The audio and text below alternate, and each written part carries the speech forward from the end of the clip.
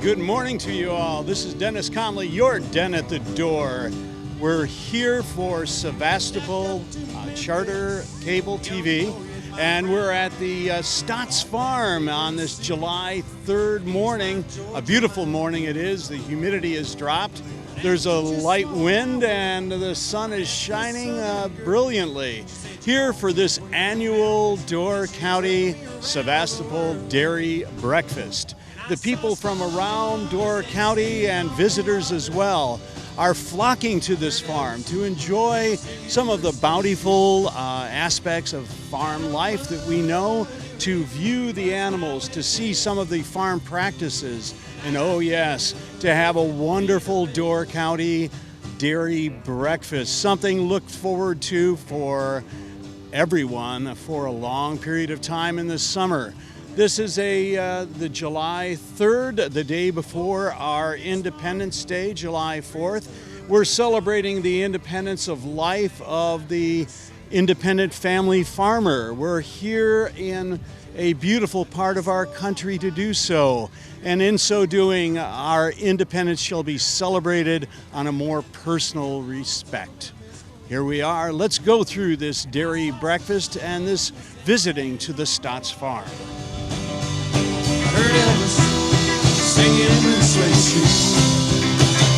That old muddy river was my witness. Now I fell in love with Queen of Memphis.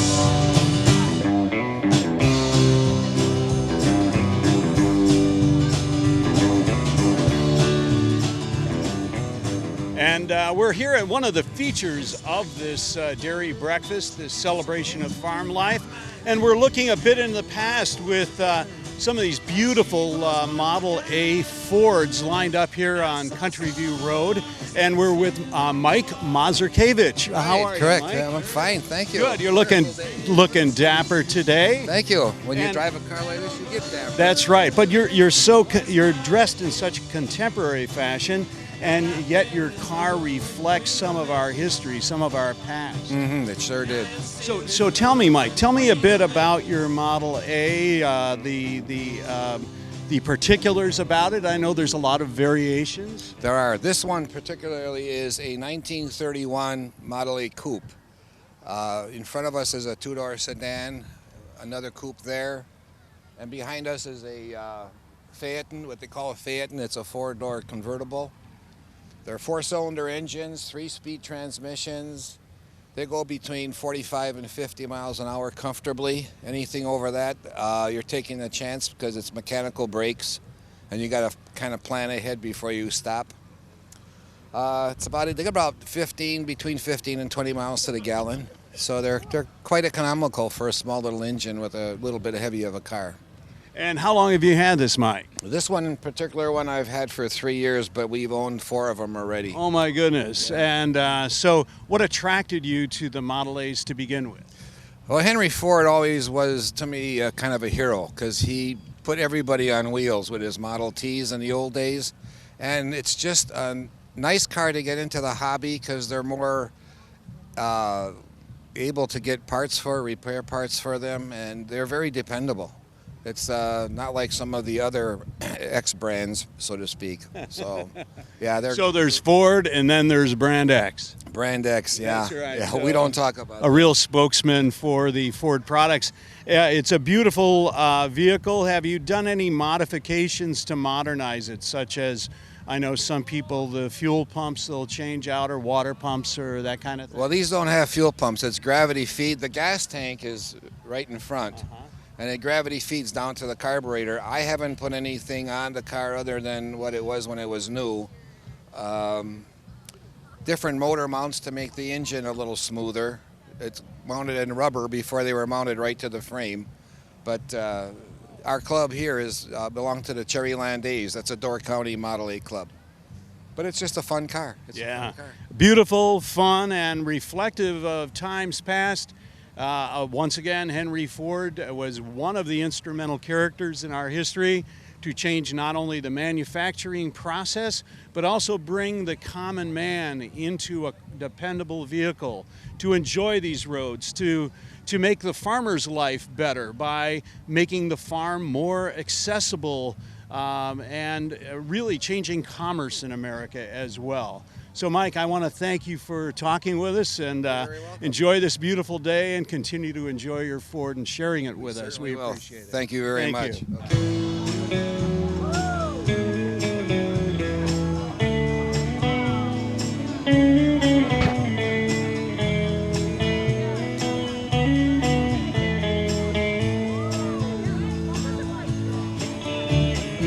I've never seen the sunset on Montego Bay.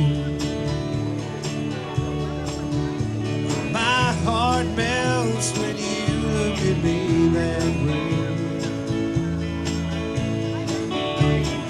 I've never seen the snow fall from a rocky. And there are many, many people to give thanks for these days. Of course, we must thank the dairymen and the farmers and agriculturalists throughout our nation for providing us with all the great food that we are able to have in abundance in this country.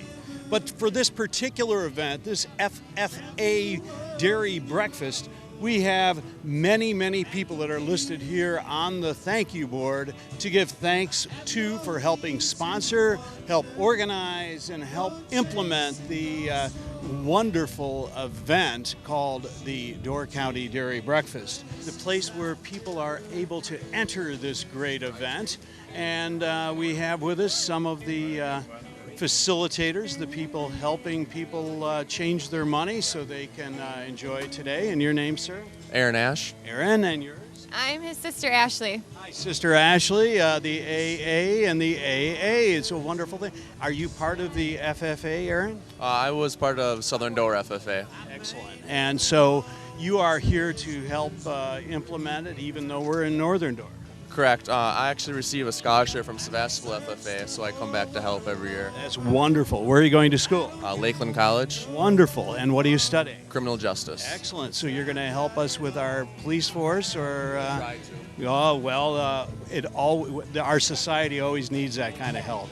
And we're here with Dan Plor. He is the chairman of this magnificent event. Dan, it's good to be with you today. Well, good to be here. Yes, I indeed. guess I got to be here. That's right. I'm glad you are. Now, tell me, what is your responsibility to this event? What does that all entail? What coordination sort of things do you have to do to put this on? Well, we start in January. We have to place our order for the tents, and then we get line up the amount of food we want to order and get the places that we got to order the food from. We have to line up our porta potties and the hayride people. We got to contact them so that they got the date open. And plus, then we start in May with purchasing the supplies and getting them when they're going to come and get them on site. So you have a huge committee, I would imagine, and many sub-chairmen as well. Well, we just go with we have about 90 people in our alumni, and they have friends and whatever. It takes about 150 people on today that are here. Terrific. And we start on Wednesday of this week. We moved all our tables and chairs from the storeroom at Sevastopol, and there was about 40 people there to load them up into trailers. And then Saturday we set this all up and wash up all the tables and get everything ready for this morning. It's pristine, it's beautiful, and we're on a beautiful farm that's extremely well maintained. We can see everyone enjoying themselves. We can smell the wafting of the pancakes going on over in griddles behind us. We can smell the butteriness of the scrambled eggs. How hard was it for you this morning to collect all those eggs? It took a lot of chickens. There's 30 dozen eggs in each batch. Oh my goodness! Oh my goodness! And these are all volunteers from the FFA or alumni of the FFA. Or friends of the FFA, yeah. Wonderful. And so all this equipment, is that Is that part of your standard inventory, or do you rent it every year? No, we own all the grills, the 2 big fry pans we own, and we own all the tables. And the chairs come from Sevastopol School. They let us use all the chairs. Great cooperative effort of a great community for sure. Anything that you're anticipating today that is unique, that is particularly unique this year as opposed to previous years? Well, it's the farm that we're on, the Country View farm. They've been noted for their maple syrup, so a lot of people, they know the farm and whatnot. So having it here, a lot of people already know it, and they love to come here and look at the farm. Oh, it's beautiful. And so just to ask, because we're going to partake a little later, the beautiful buttermilk pancakes, the syrup that goes with them, is that from this farm? Or Yes. Oh, my Yes, goodness. yes, the syrup is from their farm. We alternate every other year. Mike Henschel, just down the road, he has it one year, and then the Stotts have it the next. So. And we're here with Ed Stotts. Ed, good seeing you, man. Yeah, pleased to have you here. Good. Now tell us a bit about your farm. You are what generation of owner of this farm? I'm 4th generation. My great-grandparents settled here in 1883, and it's growing steadily. I mean, my wife and I took over in 83 from my mom and dad. We had a partnership before that, and also had a brother that we worked together, worked land with. We've kind of went separate ways, but we still work together on the maple syrup. We're farming about 1,400 acres, 500 in hay, 550 corn. That's hard for us who cut a little bit of lawn to fathom. That 1,400 acres. Yeah. My goodness. We do a little bit of cash cropping with some canning peas and green beans and stuff, also winter wheat. And you have beautiful land with what seems to be very nice soil for Door County. It is. We have the shallow to we need the rains Yeah. pretty regular, but at least we're not flooded out. Or Right. Any big rock formations on your yeah, farm? I mean some places we're right on the rock almost, and so that presents a issue. With our manure, we have to do a nutrient management plan, and that's Right. why we have manure storage so it's not spread in the winter. And Yeah, terrific. So you're, of course, concerned about the runoff in the waterways, as all of us are in America. and also the fertilizer value of that. You almost sure. got to look at what the price of inputs. That's right. You got to look at that a lot. Yeah, so to be successful with 1,400 acres, I would say that either you or your wife or both of you have to really be very good accountants. Yeah, I guess so. My wife takes care of a lot of the bookwork, and It's good that you gave her credit, as all of us should. That's give her right. credit. So how many people in your family as well, Ed? Here? we have a daughter and a son also. Our daughter's just graduating from college, and Where did she go? She went to Carroll College. Excellent. And our son is going to be a sophomore, and he's in the FFA. Excellent, excellent. This is beautiful of you to host this. How many head of cattle or cows do you manage here as well? Right now we just expanded, and we're up to about 400 cows right now. We're hoping to get to about 500. That'd kind of be our limit on the facility that we have now. So that 1 minute a week you get to rest, what do you like to do? Oh, in the winter we like to get some snowmobiling in, and we do a little golfing and try to get up north and enjoy the north woods. Yeah, great. Ed, this is a fantastic time. It's so great of you to host this on your homestead here on this beautiful farm. It's so well managed. It's so pristine. It's not as typical of what we see in many farms because it is so beautifully managed. I know there's so many aspects to it. We also know at the beginning of the 20th century, the vast majority of people in Door County were involved in agriculture or harvesting food from the lake. And now it's a minority. It's a very small minority. And do you feel you have a large enough voice in governmental issues, becoming a minority that would affect the farm and food production? I believe so. We've had a few issues, but we've usually been able to work them out. A lot of it is with manure storage and whatnot. But we always want to do what's best for the land. Right, exactly. And if we take care of the land will take care of us through your good management. And thank you to you and your family for all that you do, and particularly this wonderful day. Thank you. It was nice to have everyone come, and we enjoy doing it. It is our third time that we hosted, but You throw a heck of a party. yeah. Great. Thank you. And we're here with part of the fire department. Mr. Stotts is here as well. And you're from the Egg Harbor? Egg Harbor. And what is your post at the Egg Harbor Fire Department? I'm the assistant chief. Excellent. Thanks for doing that very much. And so you're bringing one of the Egg Harbor fire trucks painted yoke yellow. That's the first time I've heard yolk yellow. Egg yolk, I think it works, and but the fires you go to are no yolk at all, I'm sure. And we're here with a junior fire person. And your name? Emily. Emily. And how do you like wearing all this wonderful gear that our firemen wear? It's kind of hot. It's kind of hot, it sure is. And so these guys work so hard, don't they, when we have a fire or a problem, and they put up with all this hot stuff to help protect you and I, right, Emily? Yes. Good Lord, this is nice. And what's that you're holding in your hand, Emily? A fire hose. Wow. Are you going to squirt it at our cameraman?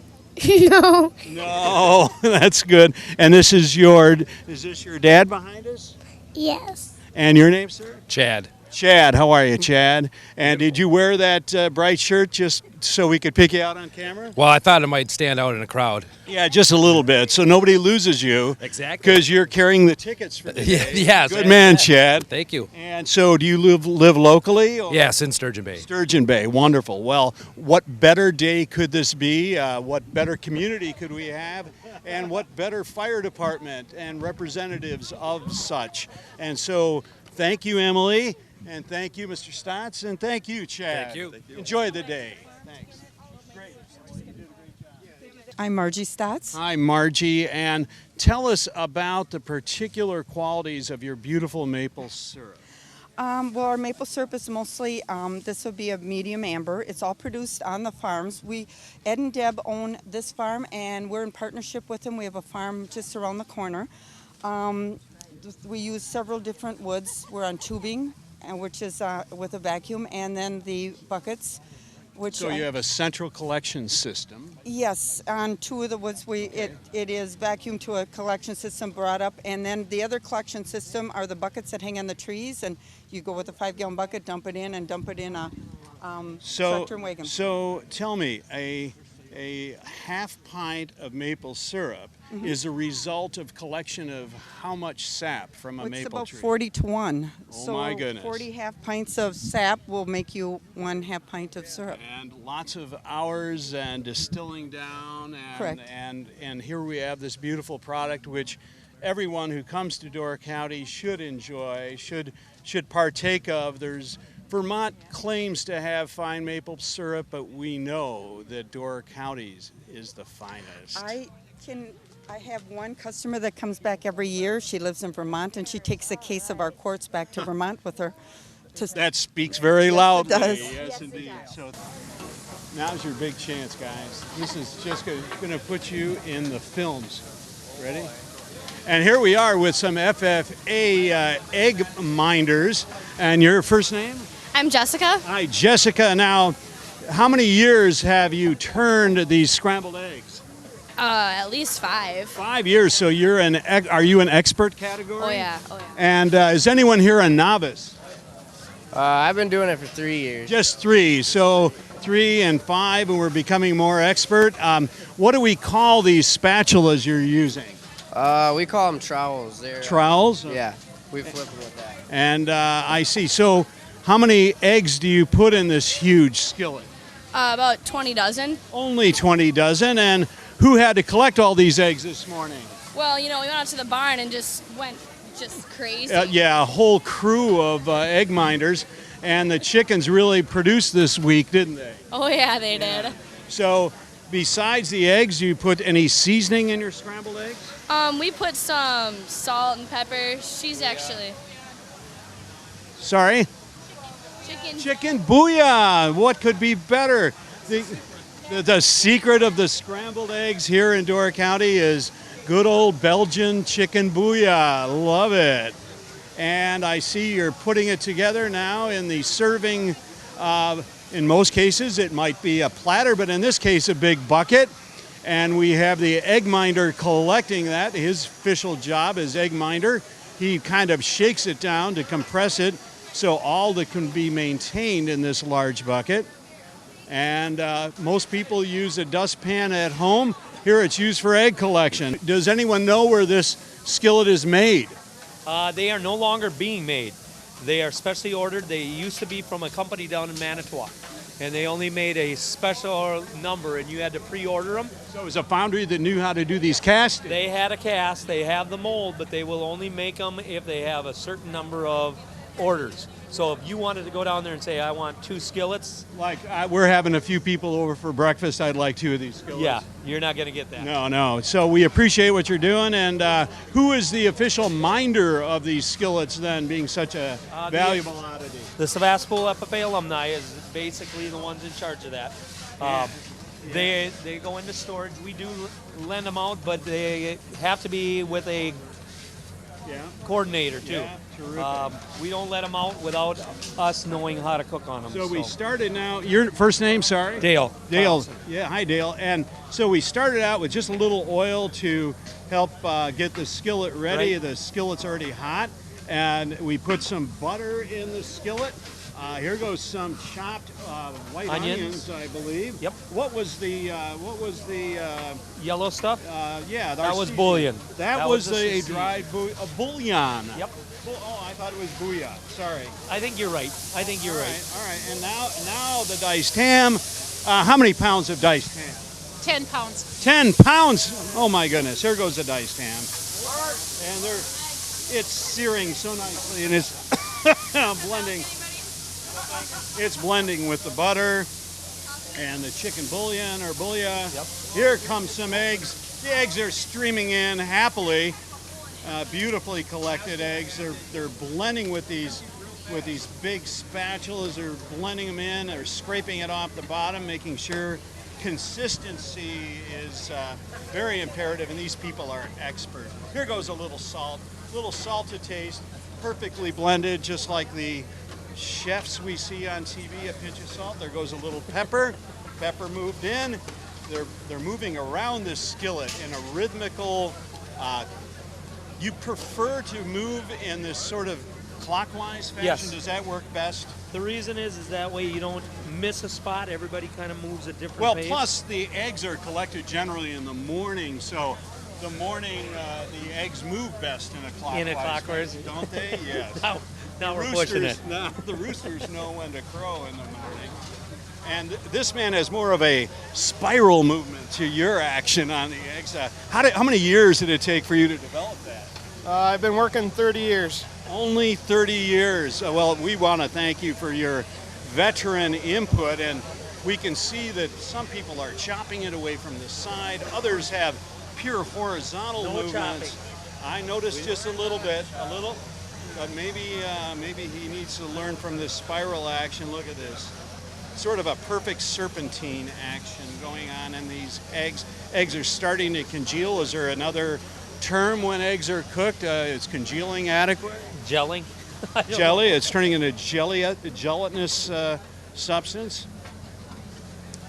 Changing right before our very eyes with these skillet magicians. Yes, indeed. We see it's becoming more and more facilitated in the cooked fashion. We can hear a sizzle. It's a beautiful rhythmical creation going on here in the Culinary College of Egg Preparation, done by our FFA.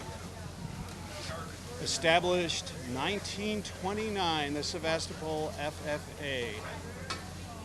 And we see some of these people have T-shirts that say they're powered by the potential. Look at this. Becoming more and more delectable. 30 years of experience on my right. making it all go well.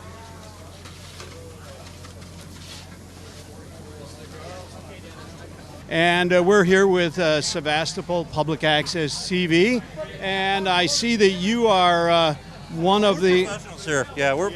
Yeah, we do this every day. I know, and the wrist action proves that. Yeah, that's critical. I mean, for the size, you got to have the right wrist motion. That's right. That's right. So, what is your first name? My name is Tom, sir. Hi, Tom. And so, what gave the FFA the wisdom to appoint you as one of the pancake creators? Well, actually, it was just by chance. I was up here on vacation, so my father-in-law said, "Come on down." Well, he knew of your ability, I guess. Now, what are you watching for as you turn these pancakes? One thing you want to make sure is that you don't have any bugs in your, because that's already happened today. So yeah, and flies flying there. So I've heard of blueberry pancakes, but flyberry, that just doesn't, not too palatable. It's not too appetizing, no. So that's the first thing. The second thing is? Second thing, well, don't drop them on the ground because then they get dirty.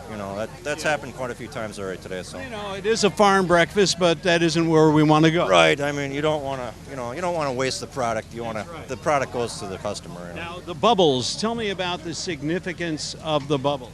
Well, you want it to rise a little bit so that there's air in there and keep it nice and fluffy. Keep it fluffy is your advice. And so we have people picking up these pancakes as they're being perfectly cooked. Who is preparing the batter, and is there a particular formula? I think they've got it all figured out, but I'm not sure who is actually back there today. I know my father-in-law is one of the guys. And we're here with some more pancake flippers and servers. And we have at this grill, we have Wade Geisel. Hi, Wade. How are you today? How was singing? Did you sing this morning? Too bad. And your name, sir? John Sawyer. Hi, John. And I see some of your product is almost ready to go, so we don't want to stop you, but we have to ask you in a minute about any particulars that you watch for as you're flipping and turning these pancakes. Now, I see you like to stack a few at a time on your spatula.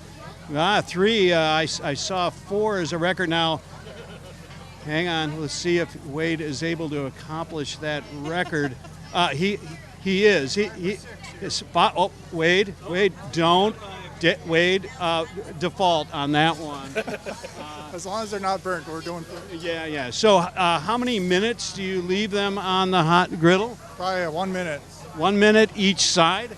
Each side. And what significance do the bubbles have? Boy, that I don't know. Something to do with the heat and something to do with transition. The batter cooking. The batter puffs. And what oil are we using amply here? Well, it's not motor oil. I think it's cooking oil. Thank goodness for that. All right. So we're cooking with cooking, and the motors behind us are using motor oil. That's right. You're a good cook, Wade. Do they let you in the kitchen at home? No. Pushing their version of Jesus on people,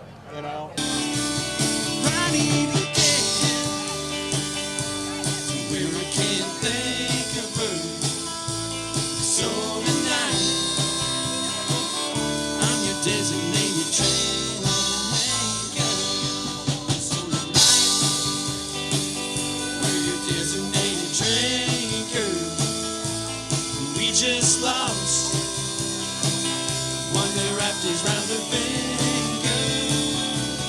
We need to get to where we can't think of her. So tonight, we're your designated train.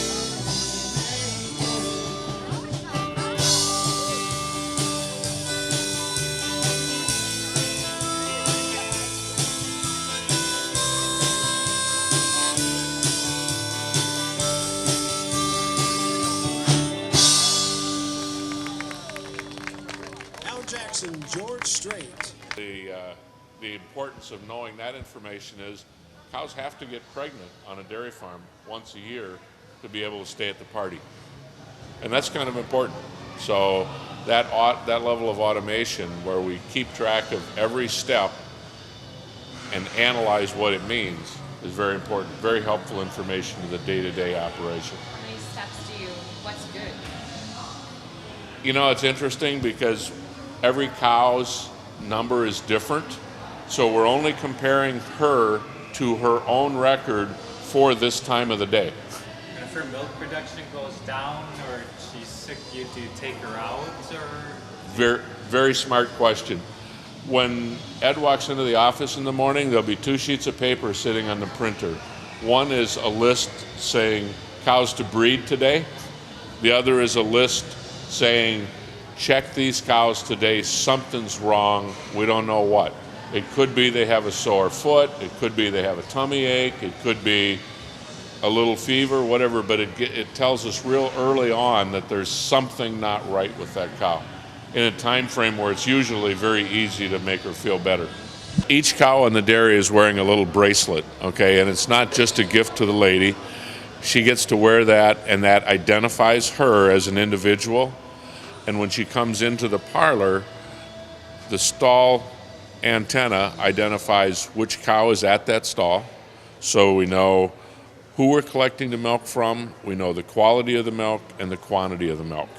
And then that's when we also pull out the activity information. So you have microchips. So this is an extremely high-tech dairy. Absolutely.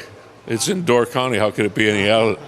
What a beautiful facility this is. To my recollection, only having visited a few dairy farms, I've never seen anything so wonderfully built, stainless steel.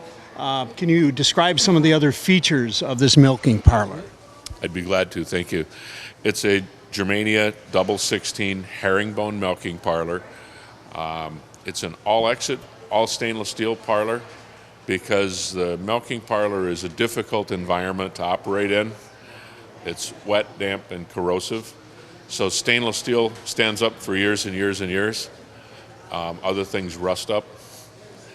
There's arm-style detachers, so there's an arm that travels underneath the cow. I could show you that if you'd like. Yes. Those tags that we were just talking about are picked up by this identification antenna, and the milk, which the milker is now set up for wash, but the milk flows into this cluster and then through the wall into the meter downstairs that we talked about before. And that's when we do our quantity checking and our quality checking, and then it goes into the system and is moved on into the milk room. So we're measuring, besides quantity, butterfat content. Is that via specific gravity or? Good question. We're working on it very diligently. We expect we will have butterfat and protein and a couple of other things probably on the market by late this fall. So any pathogens or anything else, is that monitored through that system at the same time? Yeah, as a matter of fact, that we're picking up already with the conductivity changes. We know if the conductivity in the milk changes, that changes as a result of white blood cells or the body fighting an infection. Right. So, and that's picked up on an individual cow basis here as well, instead of batch. Yes. My goodness. And so you are with the production equipment, sir? Is that your name and what company you represent? Thank you. Larry Rickers is my name. The company I represent is Professional Dairy Services. We're in the milking parlor business. So we helped a little bit with the overall design. We installed the equipment and we maintain the equipment. So how large a herd does he have, and how many cows are allowed in this milking parlor at a time? Well, Ed and Debbie are milking about 350 cows came through the parlor this morning, which means that with dry cows, there's probably around 400 cows. And then if we look at animals from baby calves to about to have a baby for the first time, we're probably looking at another 300 animals.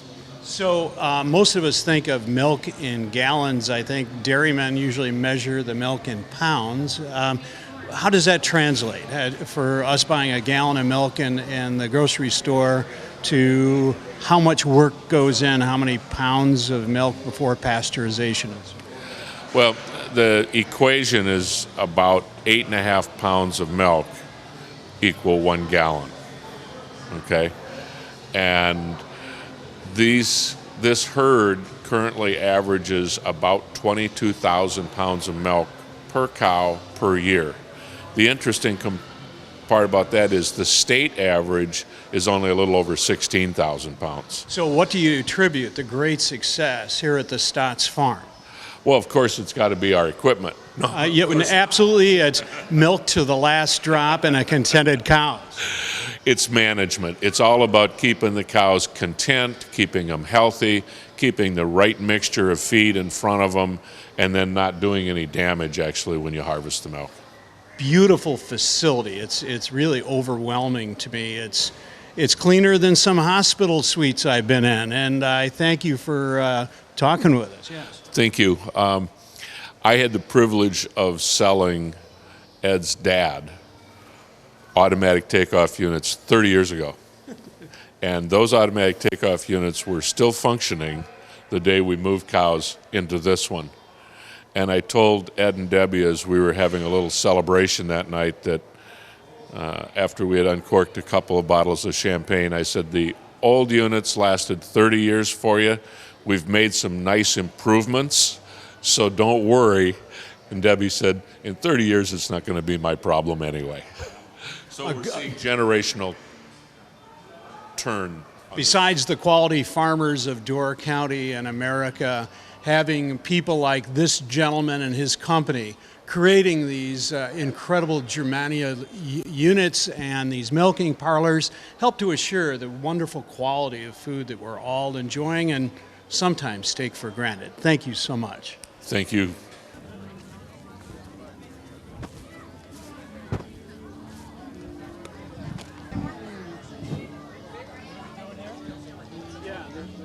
Excuse me. And we're with one of the young people who's enjoying this petting zoo. And what is your first name, please? Ethan. Ethan. And Ethan, tell me about this animal that we're looking at in front of us. What kind of animal is it? A goat. Wow, it's a pretty goat, isn't it? And aren't those horns kind of pretty too? Yes. Yes. What do you think goats like to eat? Hay. Hay now, and it looks like it's drinking water too. If this was your goat, Ethan, what name would you give it? Fred. Yeah, sweet. All right, well, thanks for talking with me. Enjoy the day, okay? Dear, is your mom or dad around? Because we're on TV, I just wonder. And we're here with another guest at the petting zoo, and your first name is? Jasmine. Jasmine, beautiful name, that Jasmine. And Jasmine, we're looking at what kind of an animal right now? Pony. A pony. Now, if you had that pony, what would you call that pony? Miriam. Marion the pony. Cool. And what do you think you would do? Would you be riding that pony around or just petting it? What do you think you'd like to do? I might ride with it. Yeah, I think you're about the right size, and I think that'd be a real nice, gentle pony ride, yes? Yeah. Cool. Now, what do you think it takes for the people who are farmers to help take care of ponies like that? What do they have to do every day? Get hay, clean up their manure, a lot of stuff. Yeah, feed them, pet them, and comb their hair and brush them and make sure they're healthy, right? Yeah. Good. Well, it's great talking with you, and enjoy the rest of today. Did you eat your pancakes already? Yes. Pretty good? Yeah. And we're here at the llama pen. Alpaca, excuse me, I should have known, it's right up on the sign. It's the wonderful Carrie alpaca pen. And your name? I'm Julie Carey. Hi, Julie. And what is the name of the alpaca that you're so kindly embracing? This is Talara. In the summer, they eat mostly grass and they get a grain supplement in the evening. They do have to get a yearly shot called a CDT for Clostridia and digestive and for tetanus. They get sheared once a year. Their toenails do grow. They have padded feet and their toenails grow, so every now and then we trim toenails. Is that similar to the camel toe formation? Are they in the same genetic family? They're all in the camelid family. You have camels, llamas, alpacas. They're all in the camelid family. Does it take an alpaca anything special to adapt to this climate and this hemisphere? No, it really doesn't. They're really easy to take care of. Just shear them once a year. I give them showers. Yesterday was kind of hot and humid, and they cool themselves through their bellies. So yesterday I was out with the hose giving them showers. They love that. You just spray their neck and spray their belly, and that helps keep them cool. Maybe my caretaker is missing something, could take care of me that way. And we're here with the inevitable farm hayride, and we're with the master of the hay wagon himself. Your name, sir? John Mayberry. John, great. And tell me about the horses first. It's a team of Belgians, Dudley and Joe. Dudley and Joe. 16 and 18 years old. And the Belgian horses were traditionally used on farms as heavy plow animals. And we're here for the incredible hayride here on the Stotts farm. And your first name, sweetie? Indica. Hi. And are you enjoying today? Yes. Good. And are you? Did you have breakfast already? We certainly did. Got our fill. And enjoyed it immensely. Best dairy breakfast I've ever been to. And probably appreciate the whole agricultural way of life to an even greater extent once you tour this farm. Absolutely. It's a pretty amazing place. We're lucky to have it here in Door County. Indeed we are. Thank you.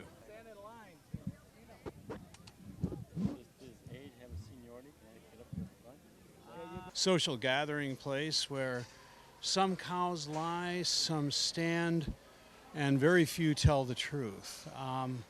We're having them eating hay, another feature on this dairy farm. Without eating hay, they would not produce manure nor milk, which we all enjoy the milk. And I'm just going to ask one of these cows how it is enjoying this wonderful weather. And you, number 2697, known to your friends as just plain 07, how are you enjoying today? Very good. And it looks like we even have a flexible floor you're walking on, a lot of comfort for you. And would you say that chewing your cud is more pleasurable than chewing the hay? We're here at a promotional booth selling all sorts of souvenirs and fine eats and cheese and informational booklets. And I'm looking at a Wisconsin's Dairy Tale, mooing, milking, and munching. Those are just some of the fine things that cows can do, brought to you by the Dairy Families of Wisconsin. But we have Go Organic, and we have one of the young ladies helping people at this booth. And your name, please? Sarah Miller. Hi, Sarah, and you're part of FFA? Yes, I am. I belong to the Southern Door chapter. Southern Door chapter. How does it differ from the Northern Door chapter, aside from the members? Location? Location? Principals? No, we really work together quite often. So. Excellent. And you're a wonderful vocalist as well? Thank you. Are you exercising your vocality here in this booth at all? Not today, but actually at State FFA Convention, I participated in the talent competition and won it by singing. So. All right, nice going. So you all, this is Dennis Conley, your demo still change out of water pump. We're here with Dan Ford. Hitched up to Memphis, young boy in my prime. I thought that big old city could ease my Georgia mind. But after just 1 hour, I met this southern girl. She said you called me the queen of Memphis, and she took me around the world. And I saw stars. Usually 20 dozen, and who had to collect? Oh yeah, love it. I heard it was 5 years, so are you an expert? that old muddy river was my witness. And I fell in love with Queen of Memphis. Up to Memphis, young boy. And I see that you are one of the but that is in cake flippers and not two pals. Not too bad. Prisoner of her charm. Excellent. Okay, and it's not just a gift to the lady. She gets a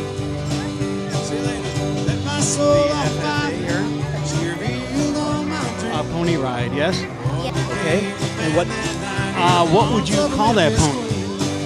They're all in the camel family. We have camels and llama. Great talking with you. Enjoy the what is your first? That old muddy river was my witness.